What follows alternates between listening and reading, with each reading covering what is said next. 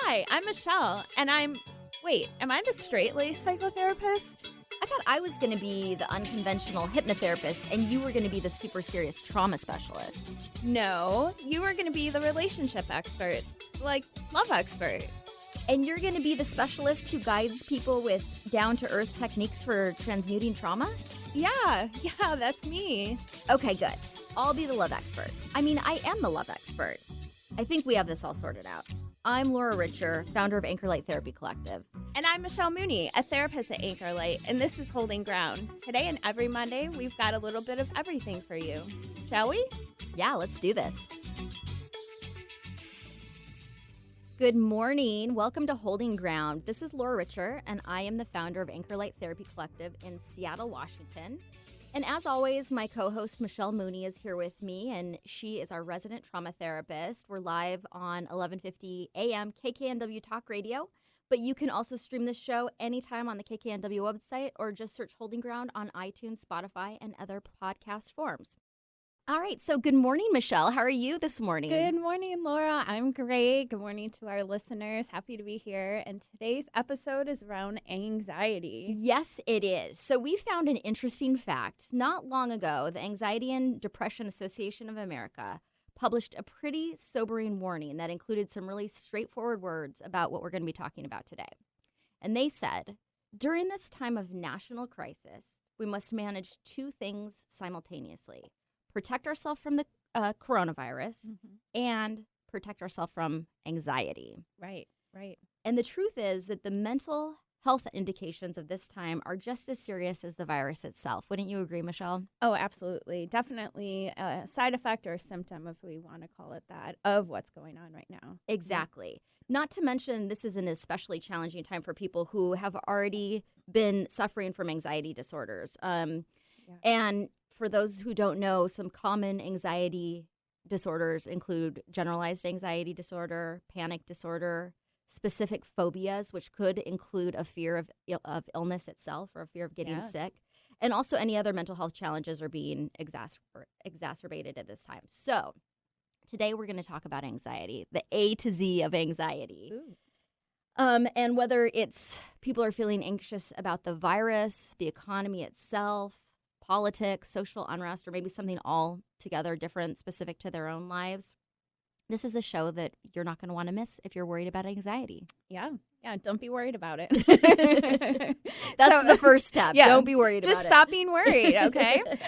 So thank you, Laura, for getting us started, and I'm glad we're really diving into this topic right now. I think it is really important. And again, a symptom, a side effect of what's going on, like you said, people worrying about getting sick, but also all of the things that, everything else that's going on is prompting a lot of fear. So, and, like you said, anxiety isn't something new. People have had this for a very long time. But I would say most people will have, if not all people, will have some sort of bout with anxiety during their lifetime to varying degrees, from just maybe like being a little hypervigilant all the way to having panic attacks.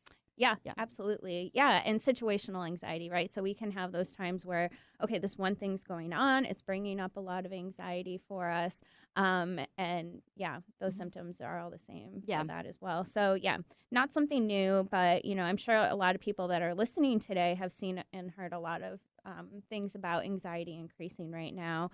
And, the really good thing is with the raise in mental health in terms of how we're talking about it now, people are talking about it, realizing, oh, maybe this is something that I do need to ask for help for.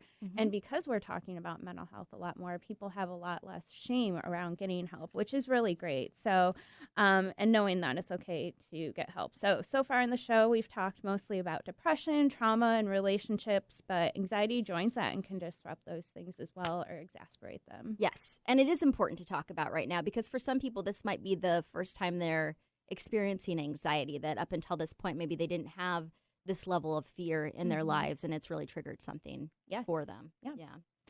And I'm glad we really break things down like this. So we've had, again, such increased awareness around people's differing experiences right now, and what feels linear and straightforward to some might not feel that way at all to others. So hopefully this episode helps. We want to kick off our alphabets today for us, Laura. Yes, we are going to be going from A to Z, hitting almost every letter along the way and offering up some insight for each letter. So first, let's start with letter A, which is, of course, for anxiety. And what is anxiety, actually?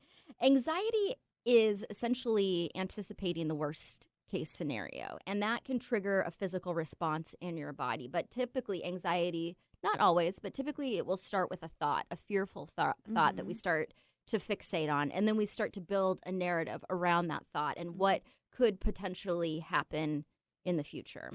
And so for me, whenever I am working with clients who have anxiety, we talk about what are the thoughts that are coming up for them, and they're almost always future-oriented thoughts. And when we go way out into the future, it's usually terrible. It's terrifying. We're sick, we're old, we're poor, we're all the worst case scenario. And so we often want to try to bring those thoughts back to the present moment, which is not easy to do. The mind goes on the direction it wants to go. Yeah, it travels down these roads where, it's not healthy for our brains to go.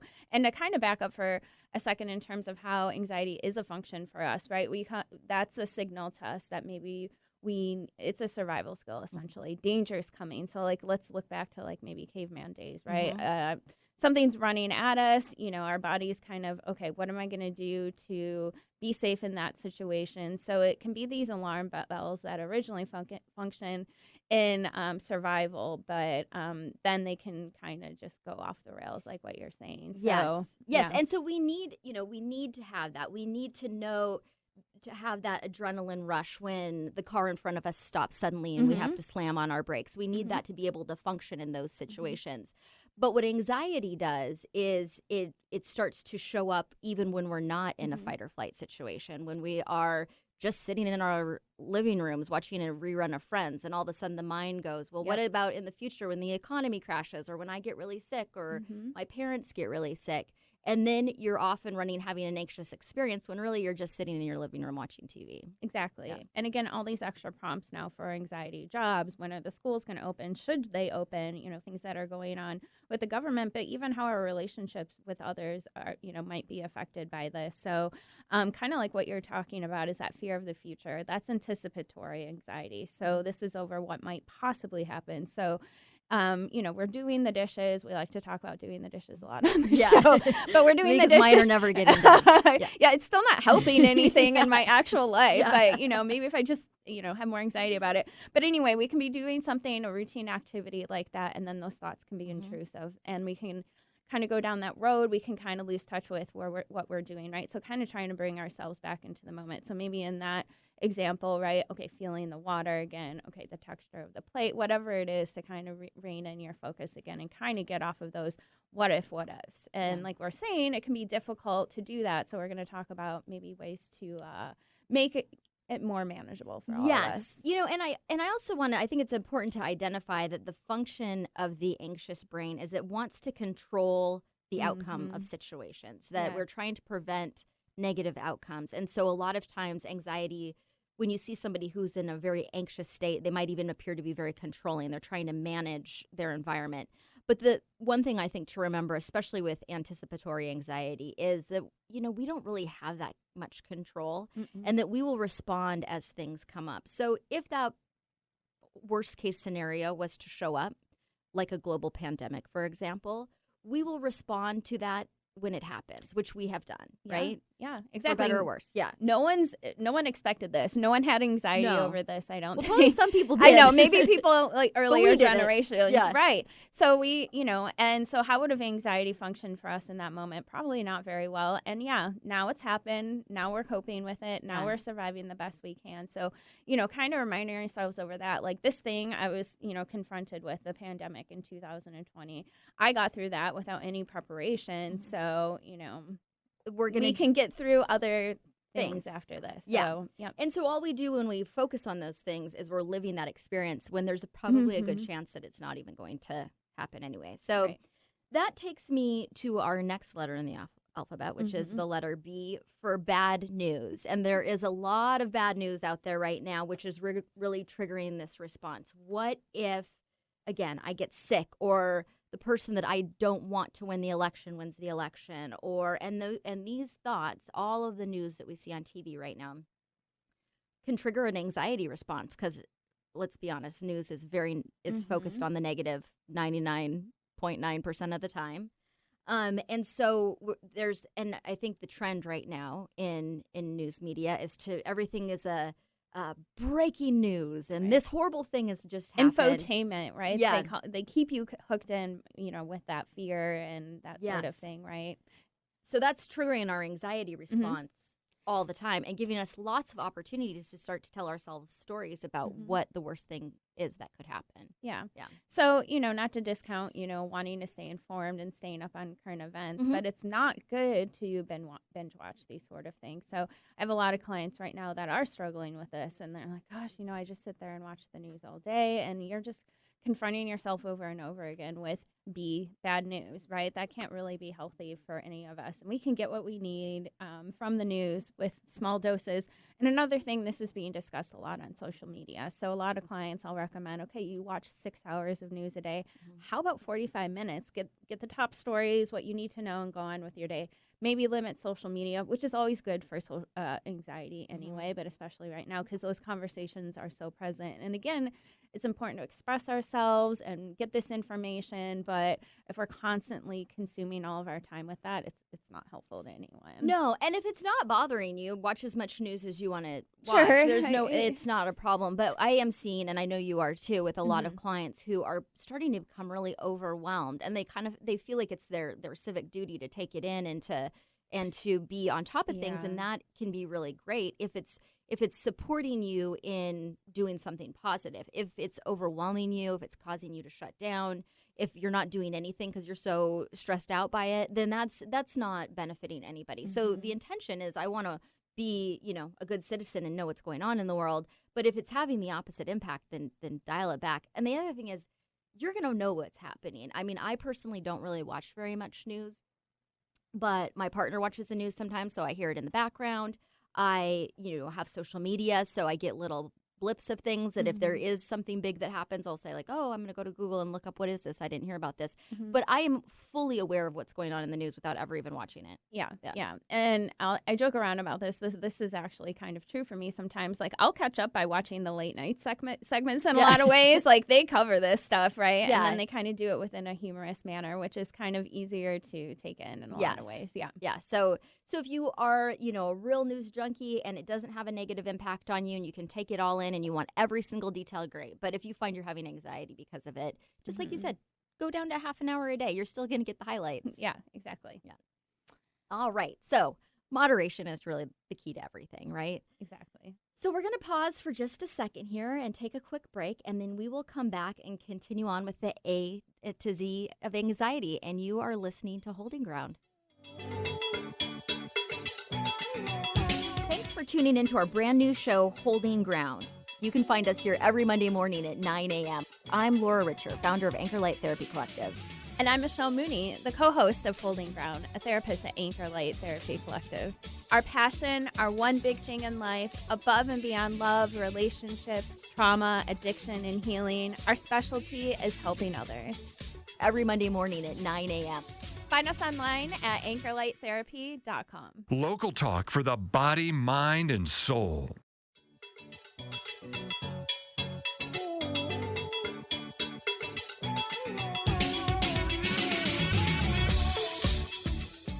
Welcome back to Holding Ground. We just want to remind you, you can find us on social media. So you can find us on Instagram, Holding Ground Talk Radio, or Anchor Light Therapy. And on Facebook, we are Anchor Light Therapy Collective and Holding Ground. We're also on YouTube. So if you ever want to listen to us on YouTube, maybe sometimes we have live recorded shows. We don't talk about that too much, but there's a couple on there if you actually want to see what we look like we might do a few more of those if we can get ready in the morning. Yeah, so subscribe to our channel, and you never know when that will come up. Of course, our website, www.anchorlighttherapy.com, and you can schedule your free consultation. Yeah, if with you're us struggling with anxiety there. right now Yeah. and you want to know how we might be able to help you, go to anchorlighttherapy.com, and we offer a complimentary 20-minute consultation where we can give you a few ideas of how you can manage anxiety during this stressful time. Yep. And then, of course, the KKNW website, and you can find us on this station, 11:50 a.m. every Monday at 9 a.m. So today we're going through the A to Z's of anxiety. So not all the 26 letters. We couldn't make them all work. Yeah. And we only have a certain amount of time, but, we're really talking about the very pervasive and widespread experiences in our society right now around anxiety and how to manage it and cope better with it. So, Yeah, so what do we have up next, Michelle? So next up, we have C for cold water. So you wouldn't normally think of cold water when you think of anxiety, but cold water is an amazing anxiety remedy. So when you cool down your body temperature, your system responds by moving fresh blood in your body. And anxiety may cause an increase in blood pressure. So in theory, like a cold shower, for example, will help bring it down. And it also, and I know you can explain this a little bit more. What is this called? What is this response called, Michelle? So often in DBT, for example, we'll call it a tip skill. So essentially, tip skills are anything that are distress tolerance skills. So with the cold water idea here is one thing we'll recommend is having like a bowl of ice water and actually recommending that clients like put their face into that or holding their wrists where, you can really hit the blood vessels under very cold water. So that's a good tip if you're at work. Just go into the bathroom, turn on the cold water, and let it run on your wrists, and that will help bring anxiety down. Because it shocks our system. So then automatically our system goes from all this emotional flooding of what if to, okay, this is really cold. How do we survive this? So it becomes a body function more than an emotional function. So it really can get you to snap out of anxiety, panic attacks. It's really good. It's really effective really for panic because it breaks that anxious train of thought in your brain, and your mind wants to focus on something else. So if you don't want to ruin your makeup and put your face in a cold thing of ice water. That might cause a whole different set of anxiety. I hope I'm wearing the waterproof mascara that day, a little primer. Yeah. So then just put your wrist under the water. But the trick with putting your face, there's something about putting your face in the water that if you really are having an intense anxious response and you're in a place where you can do that, that's actually super effective. Or a cold shower as well. Yeah, although cold showers a lot for me. Especially right now. Yeah. we're all in Seattle, like, isn't really 85. Yeah, yeah, exactly. Our next letter is D. So D is for a sense of dread or impending doom. So again, too much bad news, unchecked anticipation, needing to be aware if that dread and doom is in ourselves, and they can be barriers to our overall enjoyment of life and our quality of life. Just that, again, sense of like what's coming next, like what next catastrophic thing is coming, right? This pandemic happened, so, it kind of creates the what if. And I think that's something with dread that's interesting and can be challenging in understanding anxiety and how to resolve it is sometimes, we talk about those negative train of thoughts, but sometimes it's just the sense of dread that you don't even know what it's associated to. You just wake up in the morning and you're like, ugh, I feel like something bad's about to happen. I don't even know what it is, but yeah. We're very much in that state right now. Yeah. So yeah, waking up and like, we have those like 30 seconds of peace, like, oh, that was a great sleep. And there's the cat. And then it's like, oh, wait, now I have to face this day. Who's going to be in my voicemail at work? Yeah. What name's going to pop up in my email? Yeah, that sort of thing. So yeah. So when that dread and doom kind of take over, it's really indicative of, a barrier, again, to our overall wellness. And I also think if you're experiencing that, you don't even really know what it's associated with, like things overall seem okay, we might want to go back to that bad news piece. Like, are you taking in too much negative feedback? Maybe it needs, whether it's feeding news that dread, that doom. News or anything else. Maybe you have a friend who's constantly in a state of crisis and negativity. Like, sometimes we have to limit how much of that we can take in because we start to have an anxious response to it. All right, Michelle, let's move on to E. And, of course, E is your specialty, so this is all you. Excitement? No. Maybe too much of that causes anxiety. No, so E stands for EMDR. So we've talked about this on a previous show. It's actually episode 6. And that one may have been video recorded. That one was. If you want to see us in person. Yeah, so that's a good one to kind of show the actual physical practice of how EMDR works. But, again, it's a therapeutic intervention. People most commonly associate it with trauma, but it can help with things like anxiety, especially, these phobias, like fears of leaving the house right now is a really big one, right? I'm just going to stay inside, shut the shades. So it can be really good for that. So also physical pain and any adverse life experiences. So processing these experiences of anticipation and fear. Where did we first learn to become really scared, and kind of being able to travel back there, healing some of that. So yeah, EMDR and anxiety. Yes, because if you've experienced trauma, you're probably experiencing anxiety as a side effect of that. And so going back and processing past trauma can be really effective. And as we've mentioned before, this is a traumatic experience that we're all having right now, and we're experiencing it in different ways and to different degrees. I mean, some people have lost loved ones and, have had experienced or have gotten sick themselves and have experienced a high level of trauma. Some of us are just haven't been personally impacted but are aware of what's going on in the world, and that feels traumatic. So trauma comes in all different sizes and shapes, but this overall, I think we are having a collective traumatic experience. And if you find that it's having an impact on your ability to function, EMDR would be a really good therapy to try. Absolutely. Thank you, Laura. So next up, we have F. So F is for feeling better, and we want to remind everyone you can. We also kind of want to say if you're anywhere in the state of Washington, you can feel free to reach out to us. We do telehealth right now, so this is also, and in person. So this is a good time to really talk about anxiety, and you can find a therapist that way. So as with anything we do in therapy, it's whatever really works best for you, and making that personal investment and commitment into therapy. So everyone's different. There's no formula really for easing pain and making life more manageable. It's really meeting the client where they're at and tailoring a plan to how they will feel better. But on average, a lot of people ask us this question. Most clients will see a therapist for maybe 10 to 15 sessions in order to receive or achieve results.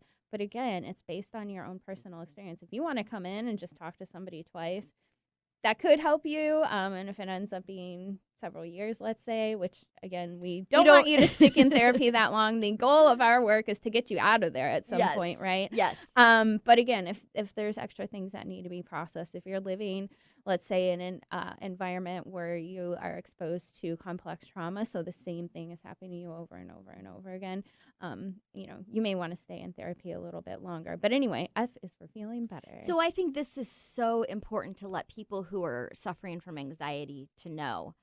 Anxiety can be so intense, especially if you're suffering from panic attacks or panic disorder or any form of anxiety.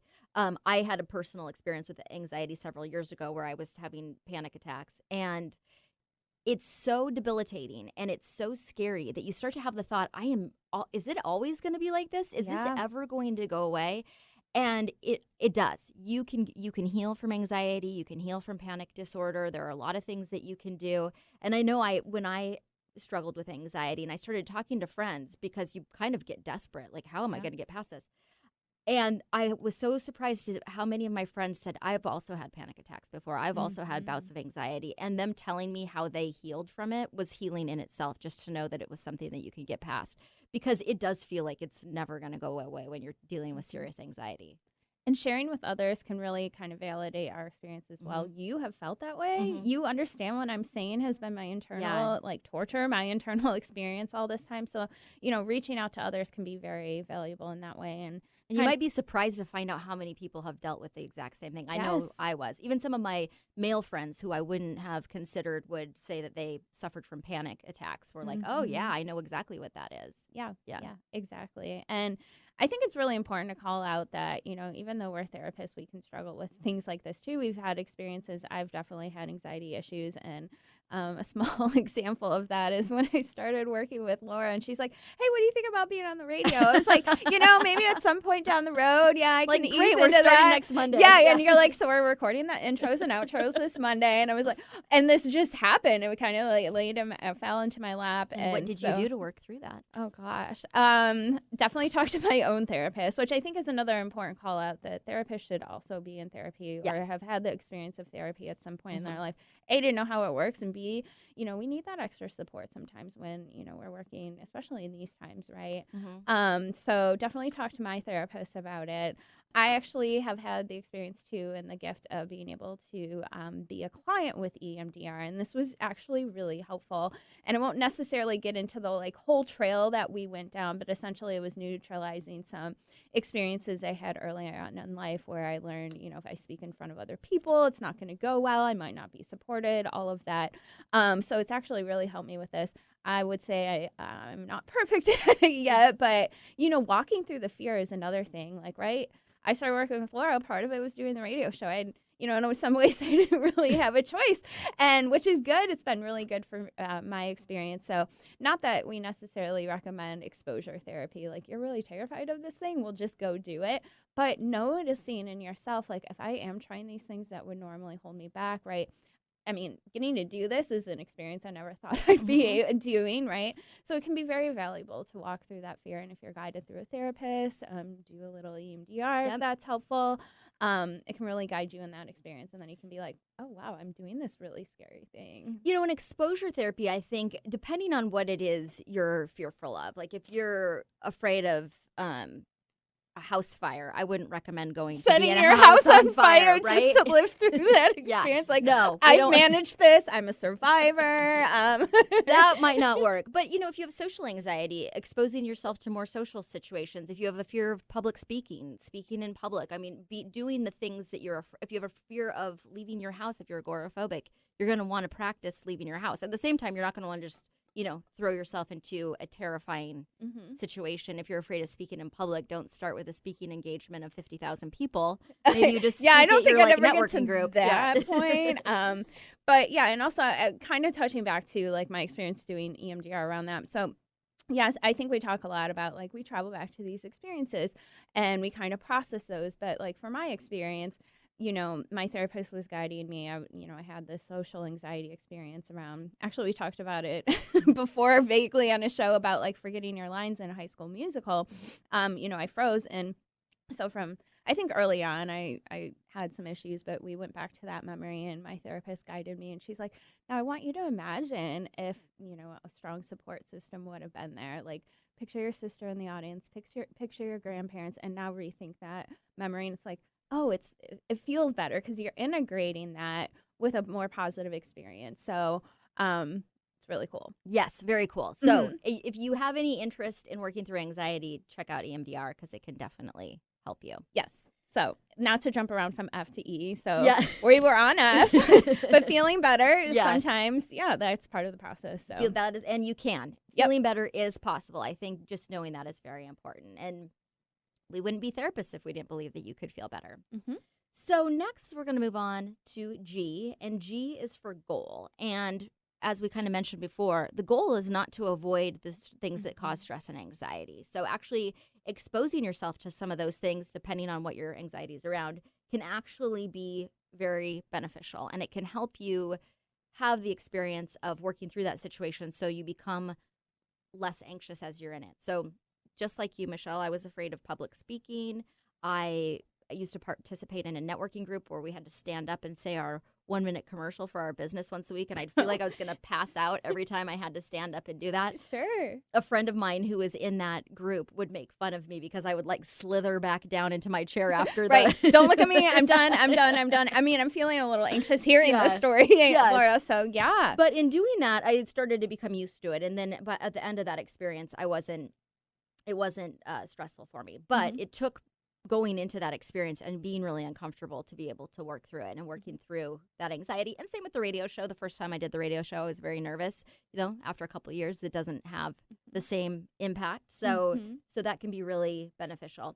So the goal isn't to avoid the anxiety, but to just make room for it. And also to have some compassion for yourself. You know, maybe you have a phobia that is really irrational, but in going like, gosh, why am I so stupid? Why am I afraid of this? Saying like, okay, this is what's coming up for me right now. This is just something that I need to work on, and not putting a layer of shame on it, because that, I promise, won't make you feel better. No, shame is definitely an enemy. Shame is just a way that we continue to talk to ourselves in a negative way. So, and going back to that goal piece, so a lot of people will come in, you know, my goal is to feel less anxious. Okay, great. Yeah. But one question I really like to ask clients is, well, how would you know you're less anxious? What would it be like if you were less anxious, right? And like, oh, I would perform better at work, or I'd have this, less social anxiety, etc. Okay, so now those are the more targeted goals, and it really kind of gives us a focus, right?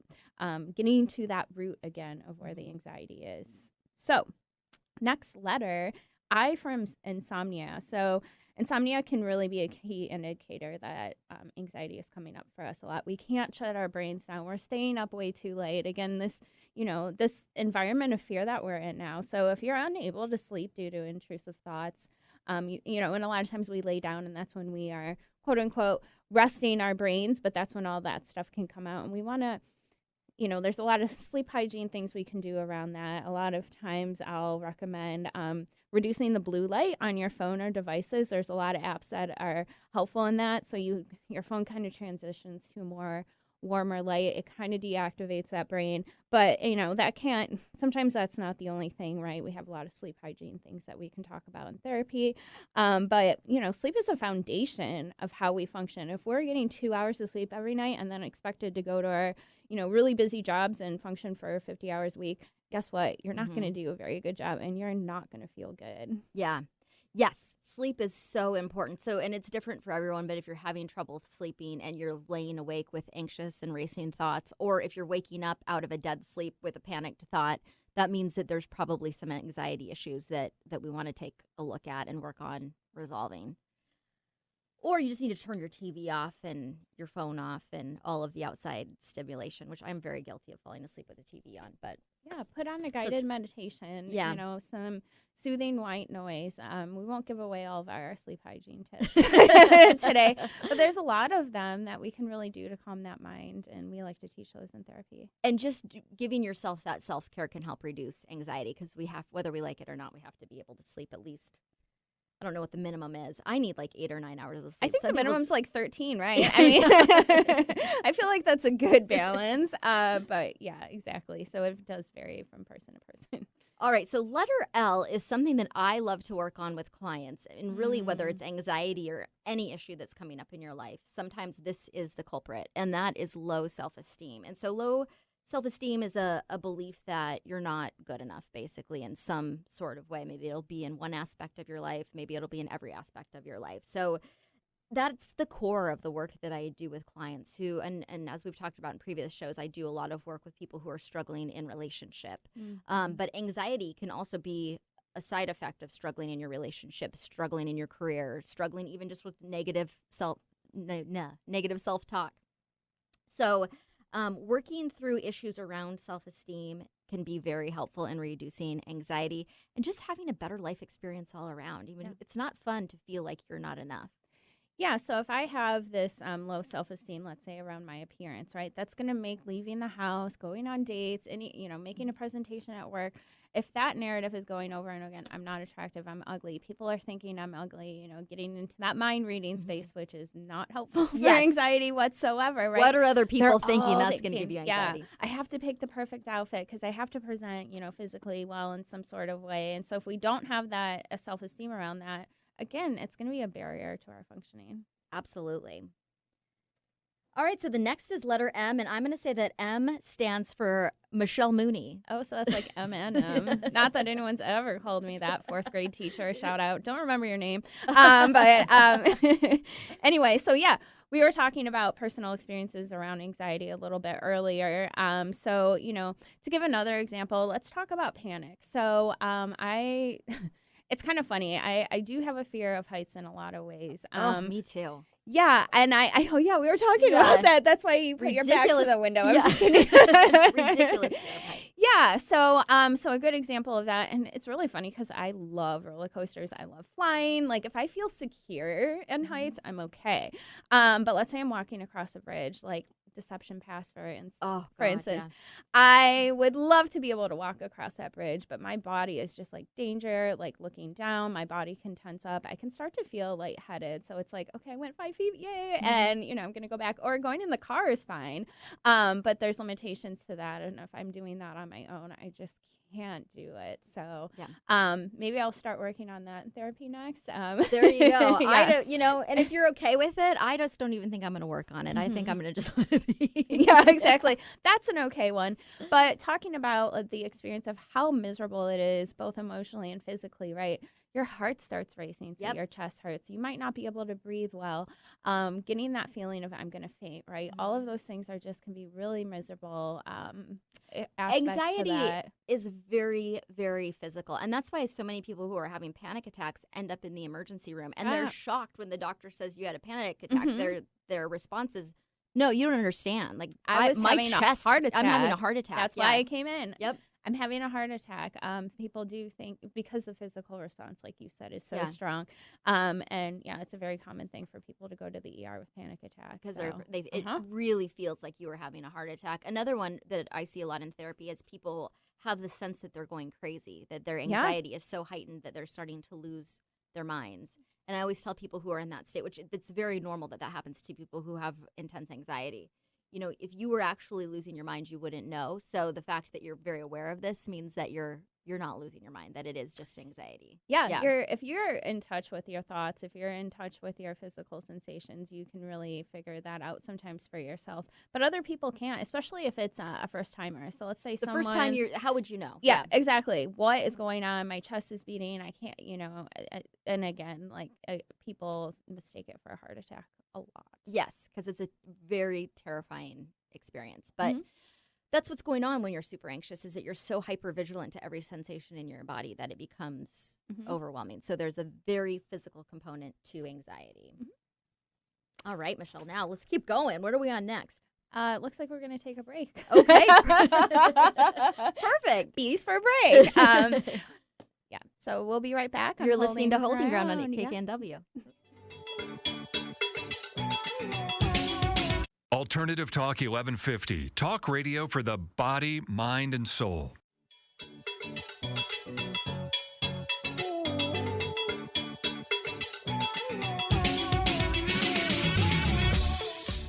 Welcome back to Holding Ground. I'm Laura Richer, founder of Anchor Light Therapy, and I'm here with my co-host and resident trauma therapist, Michelle Mooney.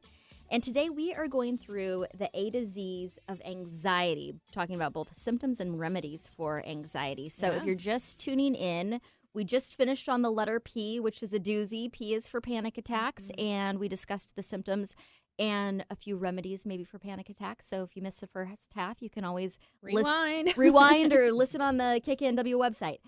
So now we are moving on. And Michelle, what are we doing next here? Our next letter is Q. So we kind of jumped around a little bit here. We skipped some because we want to get to the really poignant letters here. So Q. And we just really couldn't think of everything. Well, something for every letter. So let's be honest And about it's it. only a 15-minute show. Yeah. So all in all, so now we're on Q. So Q is for quiet, which can really actually be an activator for anxiety. So sometimes we're like, turn down the volume, listen to white noise. Quiet is good. And that is a good coping skill. But for some folks, it can just be an activator. Because then your mind just starts chattering with all the fearful thoughts and negative things. Yep. So quiet can induce anxiety, but it can also help anxiety too, right? We talked a little bit about how too much noise can make it difficult for us to sleep, which can cause anxiety. Too much news can make it, we can just have all of these kind of fearful and anxious thoughts flowing around in our minds. So finding different ways to quiet your mind can actually, while initially it might bring up some anxiety, it actually can help some of those anxious thoughts. Because if our environment gets quiet, if there's not enough sometimes stimuli or activity to distract us, then it's like, okay, now I need to sit with this. So for an example, right, a lot of us started working from home. And again, we're like, oh, I have all these goals for myself and it's going to be great. But it also made us stay at home and be with ourselves more. And for some people, that's been really unmanageable because now, oh gosh, I have to look at all my stuff. And usually I was running a soccer practice and, working 70 hours a week and sitting in traffic and doing all these things that were really distracting, getting to go to the gym, getting to do yoga, all of those things. While, great, we can learn that they do distract us from getting in touch with ourselves. So it's kind of a double-edged sword in that kind of way. So now we have to focus on ourselves more. But for some people, that just can be too much because they have a lot of stuff, right, that can lead them to come to therapy. So for an example, there's a lot of extra noise going on right now, especially if you live in an urban area. I can say I live in the city of Seattle. So when a lot of the social demonstrations were going on, especially initially, there were a lot of like National Guard choppers going on overhead, and it was this constant like, and I can hear like something like that now and kind of have this like sense of anxiety. But for some people, all that activity again was really a distraction. And when that goes away, then it's like, when is it coming again, right? Am I going to hear that again? When is the next, chaotic event? Yeah, potentially going to come up. So, again, uncomfortable quiet can really equal what is coming next. Yes. And so the good thing, though, about quiet, because we can distract ourselves all the time and not focus on the things that are under the surface that are triggering anxiety. But at the same time, when you give yourself that space and that quiet and allow some of those things to come up, then you actually have the opportunity to address them. So even though we avoid things, it doesn't mean that they go away. It just means we're avoiding them. And the more we avoid them, usually they intensify until they're so loud, we're having a panic attack, and we have to address them because there's nothing else that we can do, right? Yeah, exactly. Sitting with ourselves and, again, this environment right now can really bring that up because we're not distracted anymore. So speaking of distraction, what is next on our list here, Michelle? Lovely segue. So S is for substance use, numbing behaviors, and also, substance use is just one way of numbing, but also process addiction. So that is gambling, overspending, that is overeating, not eating at all of those like process behaviors is why we call that process addictions. And then, of course, substance use. So, trying to distract ourselves, trying to not feel. So substance use, process addictions can help us manage the symptoms, not feel how distressing it is until, of course, the next morning, and all that stuff is still there. So exactly. And even things that can essentially be good things can become numbing, such as work or, of course, we've all watched Netflix from A to Z over the last couple. Netflix, is that what you call it? Is that something I've never heard of it. Oh, okay. So some of these things where we're just tuning out. And, I think that it's important to identify that we do need a certain amount of numbing, right? We do need a little bit of self-soothing. We need the ability to kind of shut our brains down a little bit. And if you can get that through Netflix or even certain substances in moderation, it's not a problem. It's when you're doing it to a degree that you're avoiding, and that avoidance is bringing up a lot of anxiety for you. Yeah.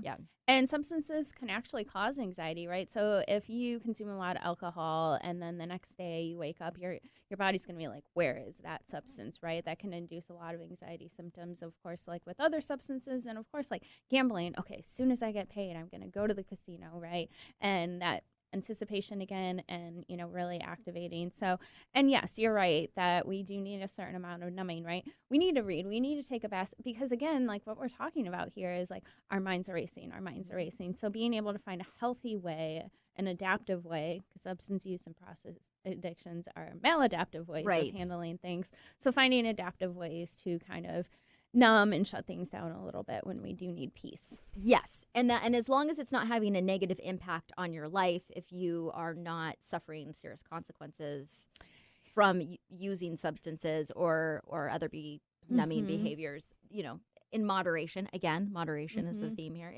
can be okay. But oftentimes I've worked with so many clients over the years that will say, like, I have to drink until I fall asleep because I can't be with my thoughts of anxiety. But the problem is that the alcohol is triggering an anxiety response used in that way. And so when, you might feel okay while you're numbing, but when you wake up in the morning, your anxiety is going to be 100 times worse. And you're not getting a quality sleep when you're just not trying to numb or shut down your brain in that way. Your body's not able to recover the same way from sleep because you're not just numbing your emotions, you're numbing how your body functions. So, I mean, that's important to keep in mind, like, oh, I need this to sleep. Well, you're not actually sleeping. You're passed out more is what that is. And, touching on that piece about, a good time to know when these things are really disrupting our lives is when it's disrupting our relationships. Maybe we get in trouble with the law. Sometimes, all of that can kind of compound and like, okay, this really is a maladaptive functioning. Now I have another reason to be anxious. My relationships are failing. I have legal issues, financial issues. Yeah, exactly. So it can compound, right, when we do that. So. Yeah, and substances are often trigger panic attacks. So people who abuse stimulants, alcohol, cannabis, that you could actually be making the situation much worse. Yeah, exactly. By exactly. self-medicating. Yep. All right. So the next letter on our list is T for talk therapy. So obviously talk therapy can be effective with someone else with something as complex as anxiety. And then again, in talk therapy, we can get to the root of why we have that, where that may have came from, and talking through that and working through that. So obviously, both Michelle and myself very much believe in talk therapy as talk therapists. Mm-hmm. And there's a lot that can be gained simply by just unpacking all the things that you're holding in your mind, that your mind is ruminating about, and just talking it through. Sometimes it can be that simple to just come in and have an unbiased person listen to what's going on and be able to say, hey, there's some strategies for coping with this. You can actually get better. There's a way to overcome some of these obstacles. Yeah, in a peaceful place and a neutral place. Sometimes I'll have clients, pick out like a favorite tree you see out the window, and then just having that reflection, that validation, you're doing the best you can. This isn't your fault. Yeah, and getting to a lot of times we don't know exactly what's going on with the client and what's triggering their anxiety, but through the process of talking about it and working through things as they come up, they actually come to their own answers, which is, I think, what the most therapy actually is, Yeah. right? You getting to your own answers, you understanding where your stuff comes from, and we're just there to kind of prompt that and guide you through it. So, yeah. And we can give you tips of how to, things that you can try and strategies that you can use. But I often get clients who will say to me, well, just tell me what to do. Oh, gosh. Well, I don't really know. I'm not you. I could tell you what I would do. I could tell you what seems like a reasonable response. And I can tell you if you're having super bad anxiety that maybe you need to cut back on substances or get more sleep or have a little more quiet time. But in the end, the process of talk therapy is going to allow you to get to the root of whatever is triggering anxiety in you. And that's important because a lot of people don't always understand that. Yeah. I'm going to therapy. I'm going to get advice. It's going to be great. And it's like, no, you're going to come to therapy to unlock what you knew is always inside of you. Yes. Yep. Because different people I use this example all the time. My parents told me so many things when I was a kid, and a lot of it, especially when I was a teenager, I thought, they don't know what they're talking about. And then you have those moments as an adult where you go, oh, that's what they meant by that. Okay, that actually makes sense. Maybe you shouldn't spend every cent that you have, or maybe you should always be on time. But it was through that self-realization that I was like, okay, I could see why I would want to do that. Versus when somebody's telling you something, it's, you may or may not take it in. Typically you don't, especially if you're a teenager listening to your parents. Do we do that when we're teens? I know. It's like, oh, that's what you're telling us to do. So I'm going to go ahead and do this opposite over here. But did you have that moment around 30 where you're like, oh, yeah, that did make sense? So something a teacher said or a parent. There was grains there. And I think it's important to pick out, too, that parents can also, and caregivers can sometimes unknowingly invalidate our anxiety. So I'm really worried about this thing. I'm struggling with this thing. And then again, those suggestions or advice from other people, will just calm down, just stop, right? And then it's like, oh, don't worry, just don't worry about it. Yeah. So then that creates that shame, right? Well, I shouldn't be feeling this way. It's not okay for me to express my emotions. So yes, tokens of good advice when it hits us, right? Yeah. And then also being mindful, because that can be a root of where we, first had anxiety, and learn that it's not okay, right? That can create that narrative. And that brings up a good point, is that just don't worry is not treatment for anxiety. And people who have never genuinely experienced anxiety, I remember before I ever had a panic attack thinking like the people that had panic attacks were just being dramatic or trying to draw attention to themselves, or, I had no idea what that experience was actually like. So if you have people in your life who don't have anxiety, they really can't understand what you're going through. They really don't have a point of reference for that. And so that's going to be their well-intended advice is don't worry, but that actually isn't going to be a solution. Yeah, just stop feeling that way. Don't have that emotion. Yeah. And, that piece, Laura, about, if people haven't had that experience, it's, again, helpful. Like you and I have struggled with anxiety, so we can really get in touch with how to help a client through that. Yes. Yeah. Plus, we're well studied on all the research and ways. Yeah, we went to school for like 8 years too, but but that personal experience and that book experience are really helpful. Yep. So I think that takes us to the end, Michelle. Did we cover all of it today? Probably not all of it. This is a huge conversation we could probably have for days. Yeah, what do we have for Z? No. Zoning out? No. We don't have anything else. Yeah, we don't. So, as much as we talk about examining our thoughts and feelings and being cognitively aware of how we're moving through our lives, it's necessary for us to admit that we don't have all the answers, but we want to help be able to guide you to what your answers are. And there's no dead ends in therapy. We can always explore and find meaning and go deeper with this stuff. So, again, if you need a little help with you managing anxiety or working through some things, you can find us at anchorlighttherapy.com and schedule your complimentary 20-minute consultation, or just send us an email if you have any questions. And we look forward to hearing from you. So I guess that wraps it up for today. Thank you so much for listening, and we'll see you here at Holding Ground next Monday on KKNW. Thank you. Thanks for tuning in to Holding Ground. You can find us here every Monday morning at 9 a.m. I'm Laura Richer, owner of Anchor Light Therapy Collective. And I'm Michelle Mooney, a therapist at Anchor Light Therapy Collective. Find us online at anchorlighttherapy.com. We'll see you next week.